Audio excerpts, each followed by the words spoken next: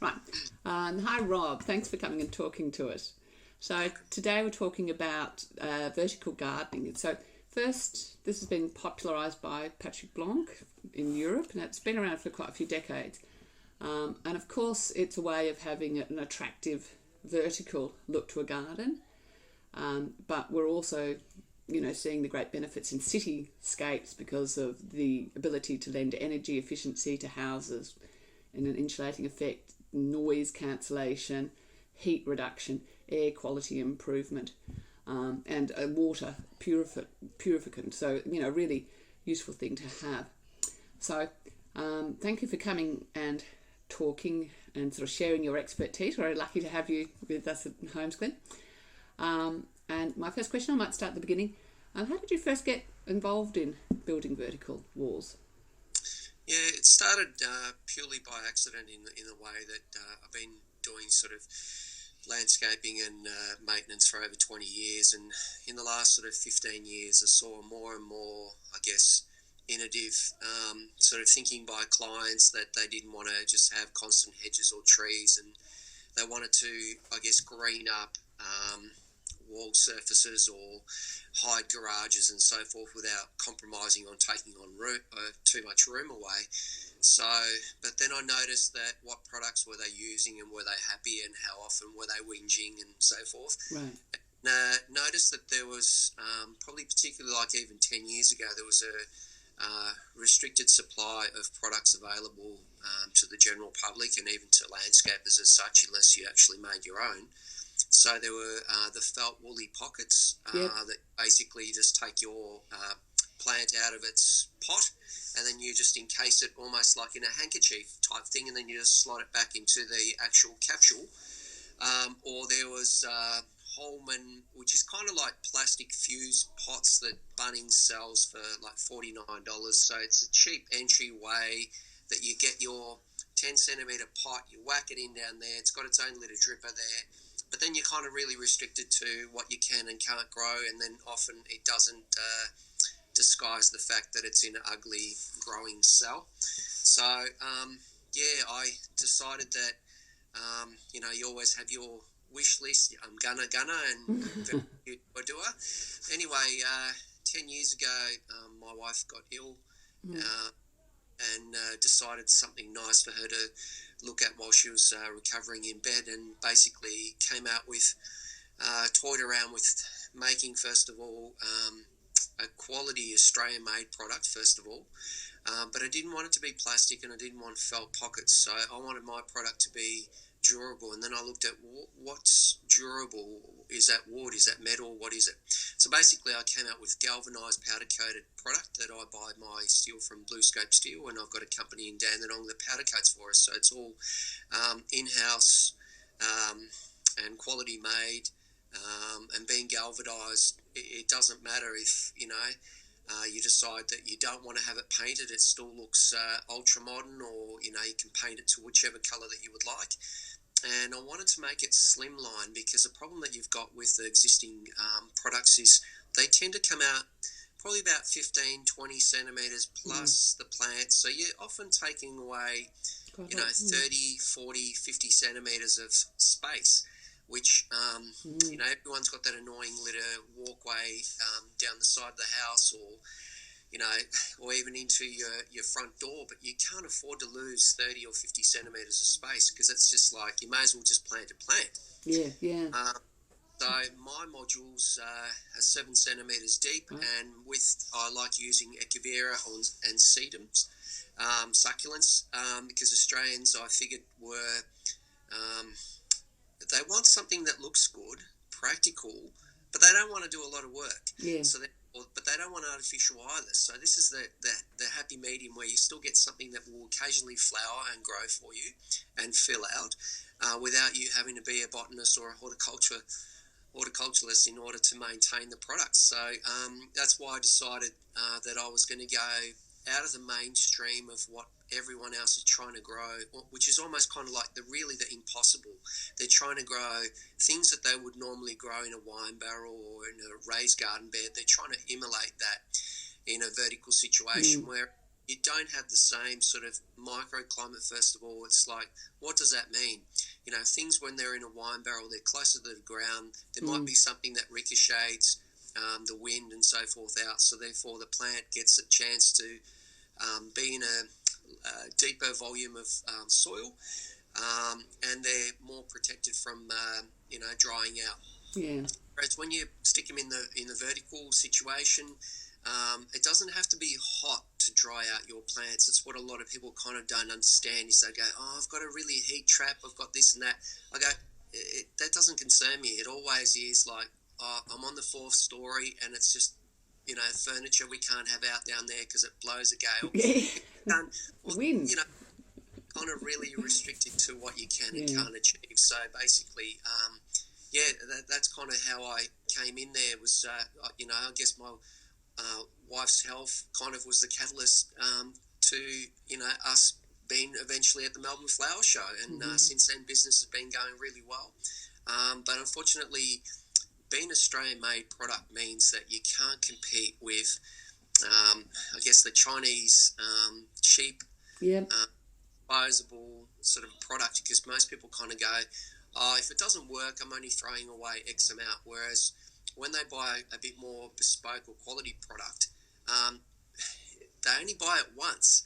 Like, this is the problem, that people kind of buy a disposable product 2 or 3 times and they kind of think, oh, it was only $50 that I binned, but they waste a lot of time in the interim. So I guess, maybe this COVID thing is going to put a bit of a different sort of spin on things for people, and they might actually go, we would like quality instead of just kind of disposing of everything that we kind of, more like a seasonal sort of an annual product. That's kind of how they interpret vertical gardens, so which is a bit of a problem, because the space never really gets rectified. It just gets put on the too hard to do, or they might go for artificial, which often UV will deteriorate that, artificial with artificial, or they might go for some sort of wall art, or they might decide that, hey, we're just going to put some hardwood battens over the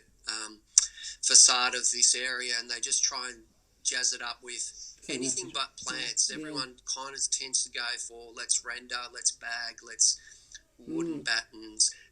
They kind of don't really resolve the problem of, I guess, getting greenery and getting a bit of natural ambience there.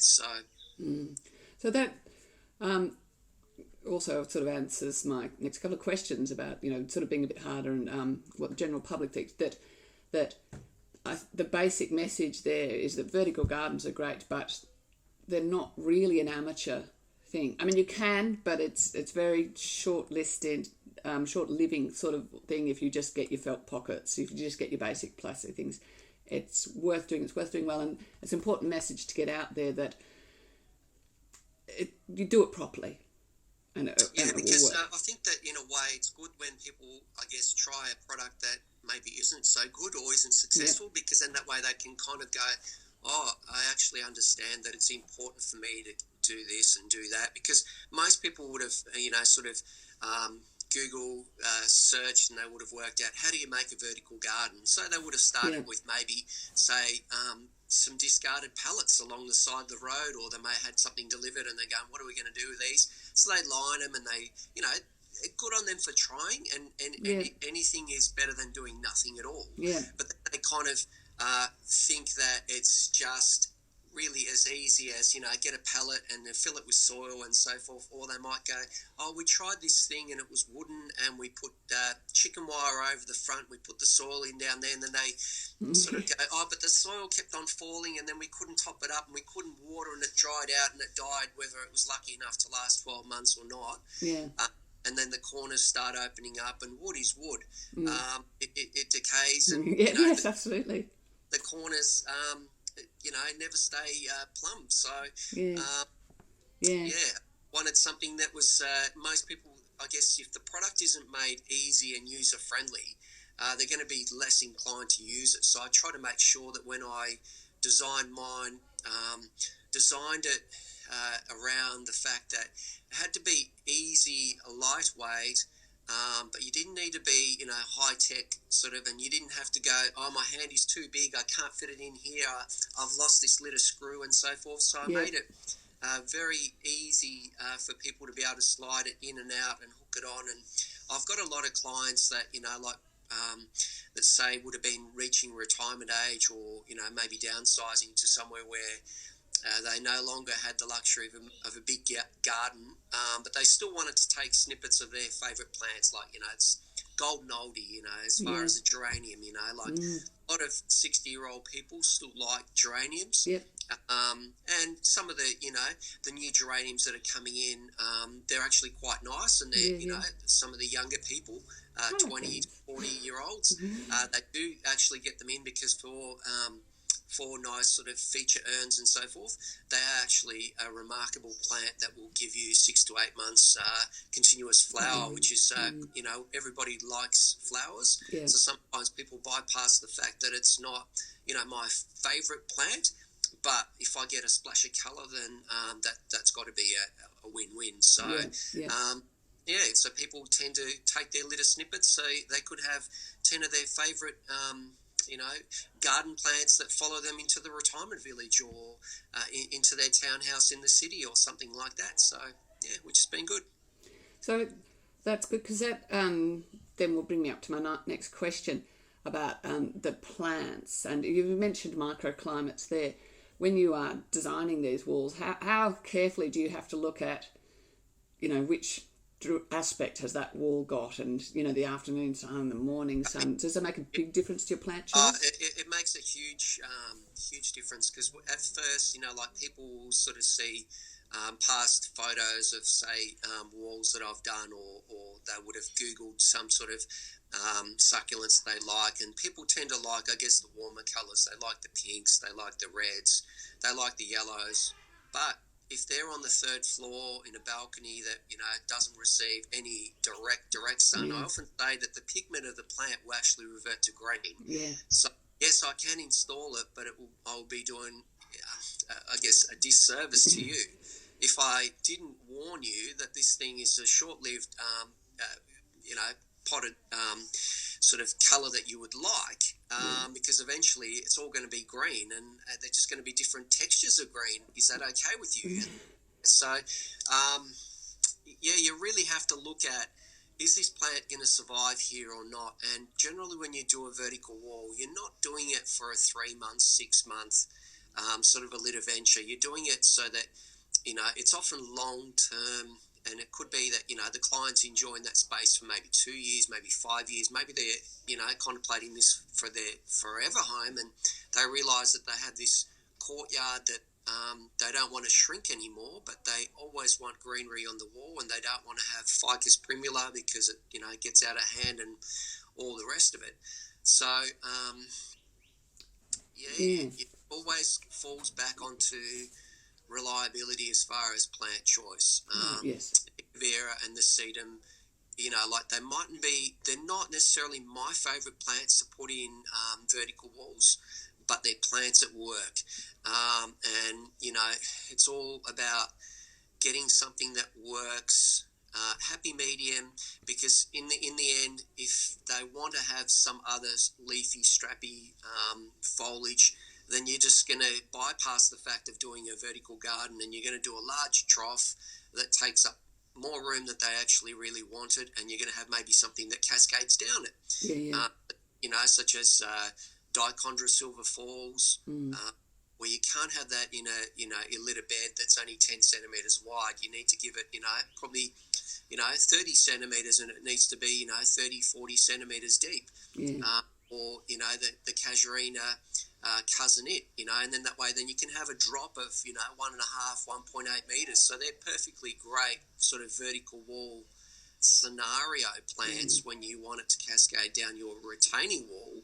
But if you've got limited room and you only want to take up less than 20 centimetres, you're going to look at things that will perform well. And, some people try and put in, say, Liriopes or Dioides or something like that, which, for the first month or whatever, they might look all right. But eventually will they still kind of perform? And the answer to that is really no.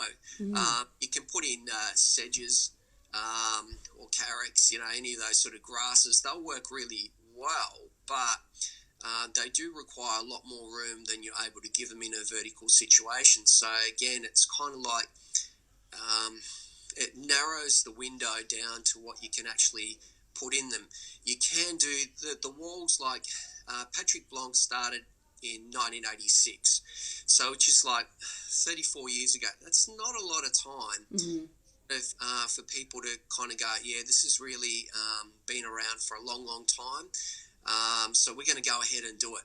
So it's still relatively new, and Australia's really slow in adapting things, whether it's sort of through cautiousness because they don't want to, I guess, start importing something or having something around that's going to cause people grief, or whether or not that they're just kind of really naturally kind of like curious to see if it's really going to actually work so that we'll get in on the bandwagon as well. I don't know what it is, but in Europe, they're really advanced and they're really greening up a lot of buildings, and the incentives for businesses to put these facades on or internal walls. They know that it enhances, like obviously it enhances the aesthetics first of all, makes you gravitate towards that space, and it also then provides a microclimate for other plants, but also you do get your wildlife that comes and nests in there and so forth, whether or not that's desired or not, but it does happen. Depends whether it's birds or spiders, I guess. Yeah. So but a lot of his walls, if you really look at them, you really need deep pockets, and you need buildings that have been designed to accommodate all the tons of weight that's going to be on there. And that's what a lot of people don't actually understand, is most people don't build a double brick home and have half a ton swinging off it. So you've got to then look at what can you put on down there that doesn't put on enormous weight or doesn't dampen my wall and all the rest of it. So again, with a lot of the products that are out there, like say Atlantis, row walls, they all use a plastic system where plastic grid gets screwed onto your wall, and then there's like individual little pots, and then there's a dripper that runs through the back of them. But everything's growing in a really small little pot, and things only grow in a pot until there's no more soil, and no amount of water is going to keep that plant alive. So it's just a really short Band-Aid solution. The ones that Patrick Blanc does, he does with no soil, and he does it purely with minerals that are pumped in through the water and all the rest of it. So through hydroponics. He's a botanist, so therefore he understands what the plant roots actually require. So that's what you got to look at. You got to look at how fast do my roots grow in order to sustain the canopy. And everyone kind of can relate to succulents being a bit of a grandma's plant. Like I remember when I started 10, 11 years ago, people going, oh, why are you growing these old people's plants, But they've actually come back in vogue because people realise that it's maybe the way that my nana or my pop grew them that I relate that to them. But actually, if you put it in a bit more of a trendier scenario, they can actually look amazing. And people are quite surprised that, that why they didn't even kind of utilise, or why they kind of dismiss the fact of using succulents in the first place, when they are really really hard to kill. They're a bit of a neglect plant. I often say to people, they go, oh, what's the maintenance associated with, a green wall? That can be a lot, depending on what it is that something needs to be repotted, this and that and the other. If access is a problem, your vertical wall maintenance visit could cost you more than what you paid, to set up. If access is a problem, if you've got to get a cherry picker or a very tall ladder, and it's a lot of people don't sort of realise or underestimate the fact that how much room it actually takes when you actually dismantle it and you put it all on the ground, and then you sort of thinking, wow, I've had all of this stuff on the ground. So they kind of don't have the room to, or the foresight to actually plan for maintenance. Everything requires maintenance, even the ones that I do, in the sense that succulents usually produce sort of little rosettes or ups or whatever on the outer leaves. So often, I'll have to go and I'll go with the best instrument of them all, which is a tweezer, because I don't have little fingers that can be delicate enough to actually pluck it out. So, and that's all you do. You just basically take out the spent leaves, and then you might take out the occasional flower on them, and then they'll basically stay fairly bonsai'd in the size of the container that's there. So my one's a 32 mil hole, and it's just enough for the plant to grow successfully in there. And it fills out joints to the next one. So after, a little bit of time, you don't see the galvanized powder-coated module that they're in. And maintenance is from the top. So it works on the fact of, I guess, a little bit like the scenario, if you've got a wet patch on a bench, you stick your sponge there, and as soon as if you were to leave it there for 2 seconds and your sponge is dry, but you leave your sponge there for 30 seconds and then, you move it away and the bench is dry, all the water's in the soil, so to speak, in the sponge. Yeah. So my medium is all soil. It's the soil that, when I started it, I realised that there was a bit of a problem with why people's plants weren't working or why weren't surviving, because unfortunately the soil mediums that you got, they're designed for ground application or pot application. They're not vertical application, so you got to do a whole series of investigating, and you can't find the answer on Google because Google doesn't give you that. So I guess experience will tell you that this product works or this one doesn't. So I use like a good terracotta tub mix, because it's a very good one to use in a tub. But then I also put Koya and peat moss into it because it's got the right air dense porosity. It doesn't hold on to water. Nothing's really soggy, but it's not dry either. So because a lot of people don't understand how soil works, or they kind of think that if there's a dry bit on the surface, the soil's dry. And I go, you made a cheesecake and didn't cover it.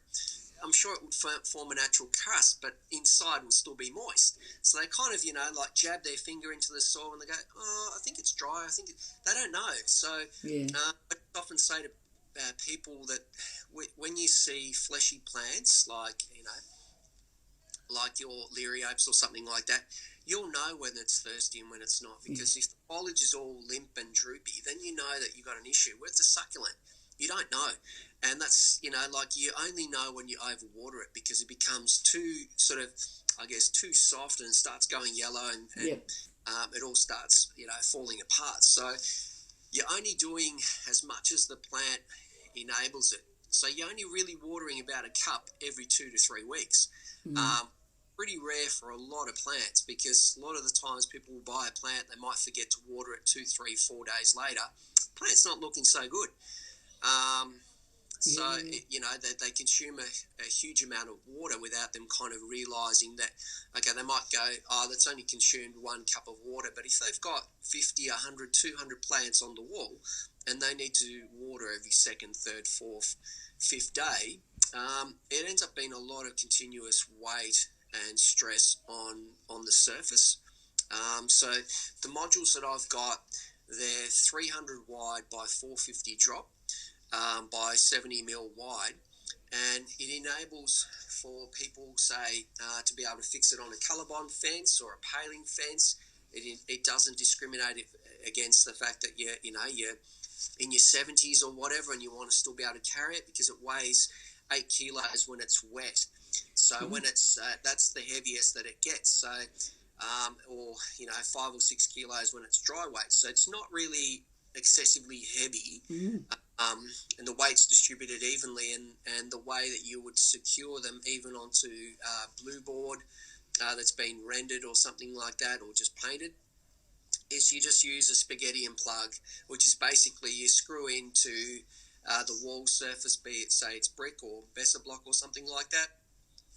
and you screw in, then you put your bit of plastic, and then you put your screw in there, and that doesn't cause any stress or cracking of your wall. And so therefore, I've done plenty of walls which have been quite big, and maybe in awkward scenarios where you're sort of thinking, God, if I've got to get in down here and I've got to do something down here, it's going to be a bit of a nightmare. But if you choose the right plants, those nightmare scenarios are greatly diminished. And I guess it's sort of a lot of it's through trial and error. And if you sort of know plants and you know how they work, then you avoid a lot of the unnecessary trial and error, because if some things don't work, your client's already paid for a mistake. They don't have much faith in you unless you can quickly rectify it. They're not going to be waiting months or years for something. They want results there and then. So you have to kind of know that if their client sends you a photo of something, you go, oh, you left it in your car and it was a 40-degree day and it's kind of looks like it's been cooked. And they go, oh, how can you tell? And I just go, you know, and you know what a plant looks like when it's been neglected. And you know what a plant looks like if a possum's eaten it, or a bird, or if it's just dried out. You know. So if people know that you know what the problems are or what the solutions are, they'll have great faith in you and your product, and then therefore they're more willing to part with their money and get a solution done. Otherwise, they'll just sort of go to Bunnings, get this thing, keep the wife happy. And yeah, indeed, I once did put a green wall in, and I was so nervous about it, and I researched it, and I did a lot of work, but I just didn't want to talk to the clients afterwards because I was so, I just knew did not have that background of expertise that you've got, and I think, it is, as I say, we're really lucky to be talking to you, because it's not just that you've got the gardens, that you're working in Melbourne. So if people are researching and looking at Patrick Blanc's things, they're in Europe. It's a different climate, different conditions. Totally different. Like in Europe, you've got a lot of, like the heat that's generated from cities that basically helps, things, whether it's a spay lid or pleached or things grow near walls and so forth. Their bougainvilleas look a lot better than our bougainvilleas. So Melbourne, you've got a lot of diversity as far as, condensed living, as well as, the properties that are basically freestanding that maybe have got, a lot more room or a lot more access to light. So every place is different. You can't sort of use the blanket effect and go, oh, that wall's going to work there, it's going to work everywhere, because that really is not really the case. So sometimes I give a list of plants to clients and say, look, these are the plants that will work for you. It's up to you to choose which ones you would like, and in which order would you like them to appear in your wall. And they sort of start going, what? I actually get a choice, and I go, yeah, because you would like, if you want your pattern running, one way, or you want it running another way, or you want it running. So because with each placement of a plant, you can quickly, enhance a zone. If you've got a tall lineal space, you can do plantings that are just basically fairly uniform, and you could have rows of plants. You could have another row of nothing or just exposed wall, and then another row of planting. That's one way of utilizing sort of different design techniques. Or you can plant it in the sense that you use it like a picture or a mirror. So even though you might have this big 4-meter ugly wall, and then most people thinking, it's going to cost me an arm and a leg to put this massive wall on there. But sometimes when you put a lot of greenery on a wall, it makes the area look even smaller or worse. So sometimes you've got to do it, okay, well, if I was taking up a third or a quarter of that space, what would that look like? And then how do you balance the zones so that then that way the client actually realises that if I did have this blank wall inside my home, all I need is one painting. I don't need 5. So the clients often think more is better, but I'm always on the fact that less is more, because then that way you can see, quality, and you can just see it. Your eye gravitates towards it, and it's in proportion to the space. So I think that that's really important. So I like, I don't like to upsell for no particular reason. I always have to put a valid reason. I go, look, don't finish your wall there because you've got the rest of it that looks really ugly. Perhaps look at having another 2 rows there, and then that way when you're close, you mightn't see those extra 2 rows, but when you get further away, you'd be, thankful that you've actually got those other 2 rows there. So, it's sort of a lot of the time, because I've been doing it for, over 10 years.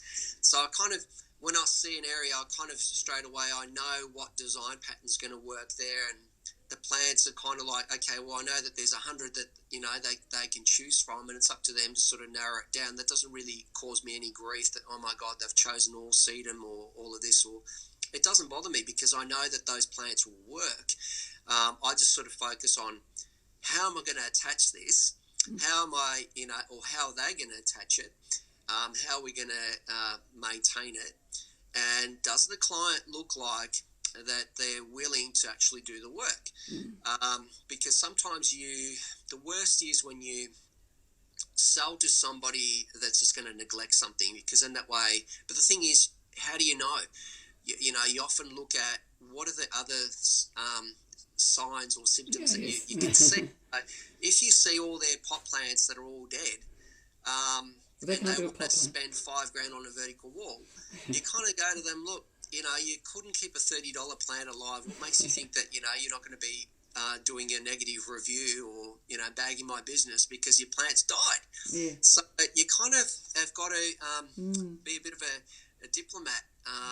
That's a good, important point about giving you a bad review. That's something very important, isn't it?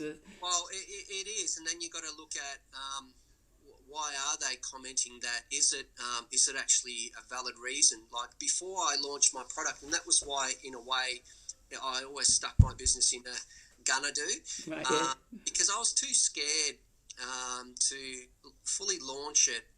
And what happens if one person, it dies? Yeah. And then I thought, well, you know what? As long as for the other 99% of the people it works, you don't have to worry about it, because it doesn't matter, if somebody buys an Audi, they could be saying Audi's the worst car ever.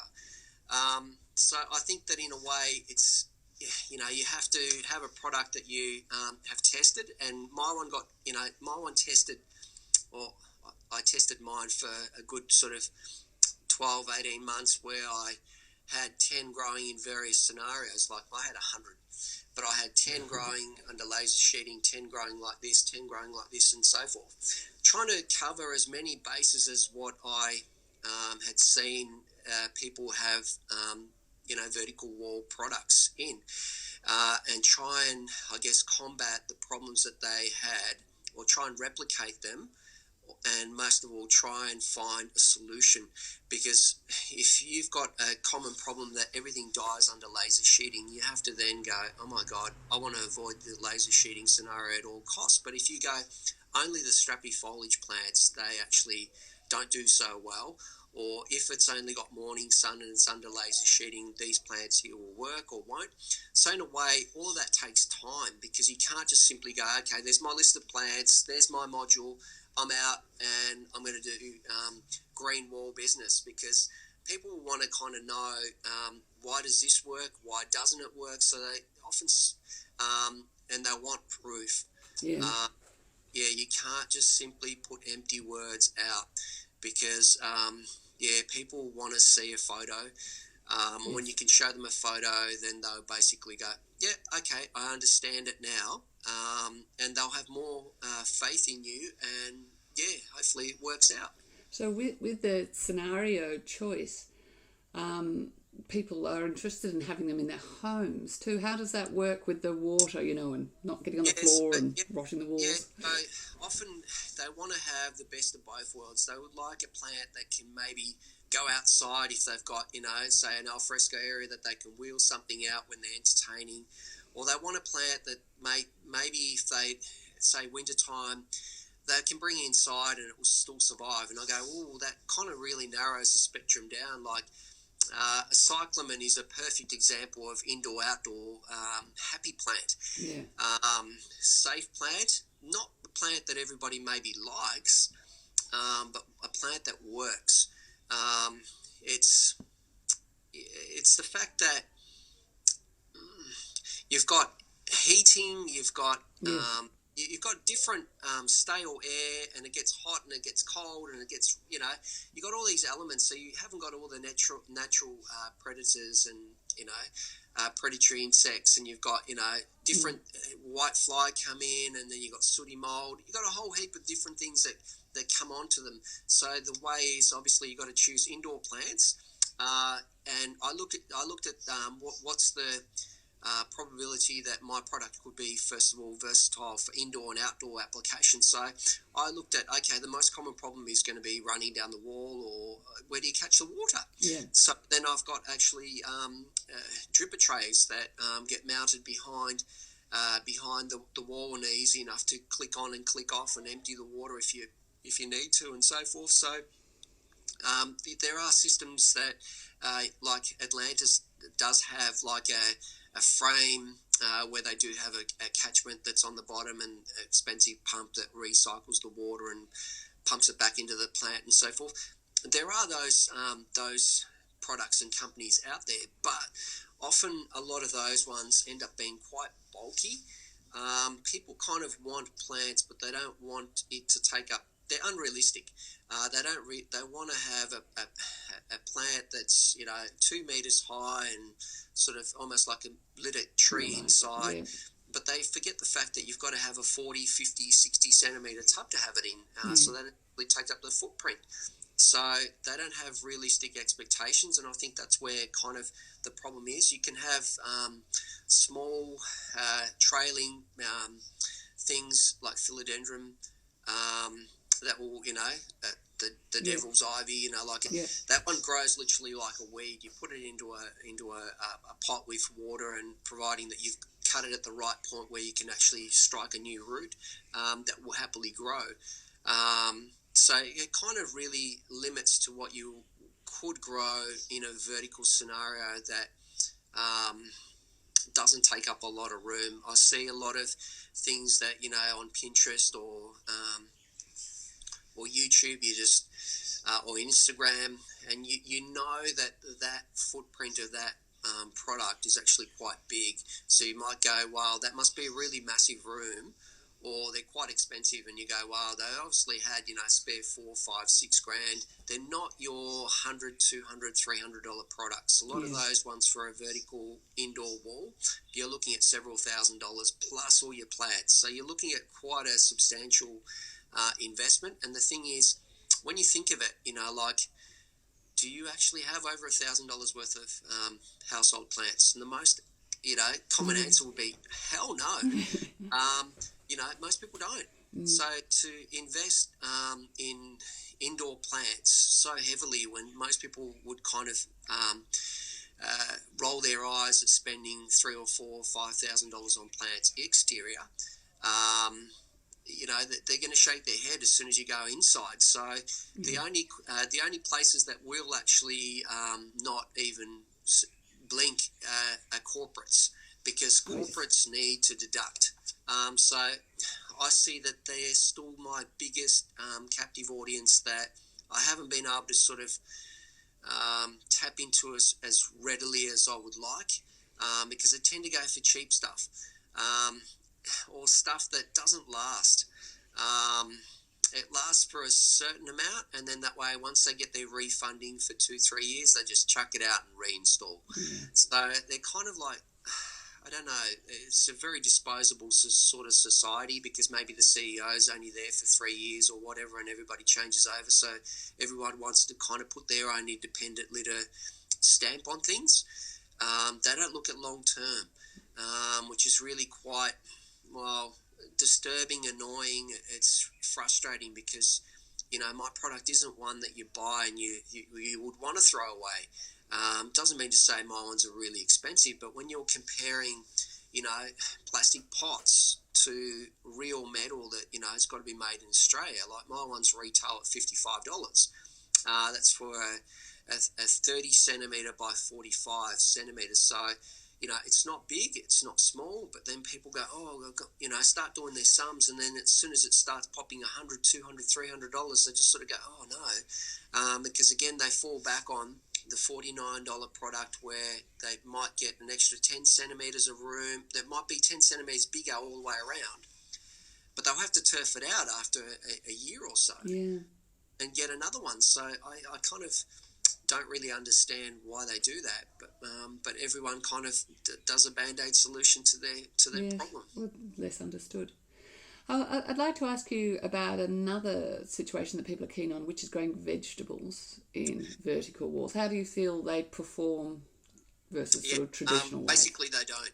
Right. So the only things that grow, and my wall does grow, is herbs. Right. Herbs and strawberries. So, like my wall's been shown twice on Vasily's garden show, where he's got strawberries growing in it. And herbs grow really, really well.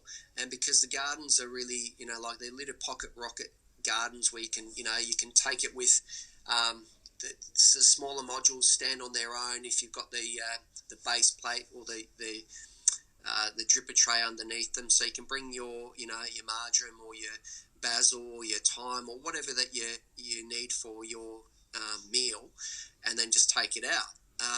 So in that way, it's good. Just find that the tap roots on a lot of plants, say be carrots or beetroot or whatever, they require a lot more volume of soil. Yeah. You'll find that you'll really struggle to grow radishes, like in a 20 centimetre pot. Yeah. It just won't happen. So if you're going and expecting a radish or something to grow in a 20 centimetre pot, how can you possibly expect this better results in less soil? Yes. So it wouldn't be a feasible thing. It is a popular idea, but I think there's always a lot of disappointed people out there with this trying to do it. Yeah, so I mean, I see that a way that the government or councils or developers could really capitalise on this going green and maybe get more funding for their projects, especially when they're doing new estates and so forth. This is something that I've been really passionate and trying to work with various people for over a long period of time, and all they do is just waste your time, suck up your ideas, and you have to get really frustrated. But I sort of don't give up and hope that one day somebody will do something, in the sense that the new estates, they're often very small parcels of land, and they've often got only 5 metres setback from the road and the home.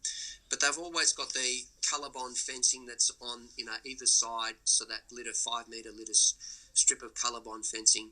Why don't they just do the most easiest vertical wall of them all, is have double-sided colour-bond, have a gap of 300, and then have holes and plant sedges, and then that way you've got native grasses growing down there.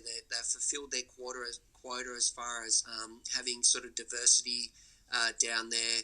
That and having a more greener estate without people having to be slaves and trimming this and trimming that. So I just think that there's a lot of unused potential, or even the back fence for a lot of developments that you use 30, 40, 50 centimetres of your space and just do a double cell and put some holes in it, and then that way you could grow all sorts of things in there, and the maintenance associated with that will be almost zero. And it could survive on natural rainfall, and if you had enough surface cover, you wouldn't get evaporation and so forth. Because there's a lot of people when they see my product, they go, "Oh, tin, galvanised, it gets very hot and so forth." But then when they kind of see what's actually growing in it, and I go, "Well, succulents, they really thrive on heat." Yeah. Therefore, more than anything, you get more flowering than you would in your wine barrel. Yeah. So it's vertical scenario is really applicable to what it is that you're trying to achieve and how much space you've got. So I feel as though that this is an untapped area that's only going to grow stronger. Yep. When more and more people realise that, okay, they no longer can afford the quarter acre block, that they've only got the small little courtyard, and they can no longer have their mandarin tree and Yep. barbecue wing and slide and all the rest of it. And they start then looking at slimline things. They don't want to have a creeper. They don't want to have a vine. They want to have things that they can still tinker around with. I think vertical or green walls is really going to be something that will take off. Maybe it still needs another, 30, 40 years for that roller coaster to sort of subside, because at the moment I do get the feeling that it's sort of hot and cold, hot and cold. Especially like for the last 3 years, we did go to the Melbourne Flower Show, and we noticed that the sales or the amounts of inquiries that we got after it, which way were they directed and what were people asking? People were starting to do a bit more research on it. They're no longer kind of, I guess, raw, Yeah. and which is really good, but they're not ready. I don't know what they're waiting for, because their space is never going to get any bigger. Yeah. But yeah, people are very hesitant because they want to see, thousands of these products. They want to see hundreds of thousands of these products out there. But you need, nobody wants to be the guinea pig. Yes. Oh well, like you mentioned, they're big in Europe. They're taking it on there, so hopefully we will see, as you say, a lot more expanding. And as you're sort of mentioning, the sort of more ideas, engineering ideas and so forth coming through, which I think is only going to encourage the it. company that I follow that I think that is probably the world leader, like I say that pretty confidently, is Biotexture. Right. Yep, Biotexture. They're in England, and if anybody watched the tennis last year, Wimbledon, you would have seen all the green walls, and when they were watching the big TVs, and how they had these amazing vertical walls. That company is leading the technology. They have huge hothouses or greenhouses or glass houses, whatever you want to call them. They're giant, like sheds, if you like, that are specifically growing, and they're all growing on just hydroponically. And they have got stuff that's 30 metres high and 20 metres high, like really massive. And so they get their clients into their grow sheds, and the client picks out, this is the one that I would like on my department store. And they're doing a lot on railway stations. They're doing a lot on schools. They're doing a lot of government buildings. They're doing a lot on banks, on post offices. That company is going great guns, and that company's been following them for a while on Instagram, and that company's been going just growing in leaps and bounds, doing one big project after another, because people have faith that they can see that this big wall is still going and there's somebody else investing. But the thing is, they specialise in commercial. So therefore, this isn't applicable for the general public, because, like I said, people don't have their homes built to have half a tonne or more swinging off it. So, Yeah. but as far as technology and so forth, they are the ones that are really leading the race. Like Patrick Blanc, you don't hear a lot of his work anymore, whether or not it's sort of like he's made his money or what, I don't know. But yeah, that company's very strong. It has a lot of people doing really great results, and their planting palette has expanded. Notice that what they started with isn't what they're growing right now, because whether or not that they've pumped some extra hormones into the water or what, I'm sure that they would have had to have done a little bit of tweaking. Yeah. But they've been able to grow a different variety of things, or maybe it's things that people have requested, and they decided that they can fulfil those requirements. Well, that's terrific. Well, that's good. Well, let's hope that you're going to be that company. But, well, I'll wrap it up there. So that's been fantastic, Rob. I've said it one more time. I really appreciate that we've got your expertise and that you're just helping to share it with Holmes Glen.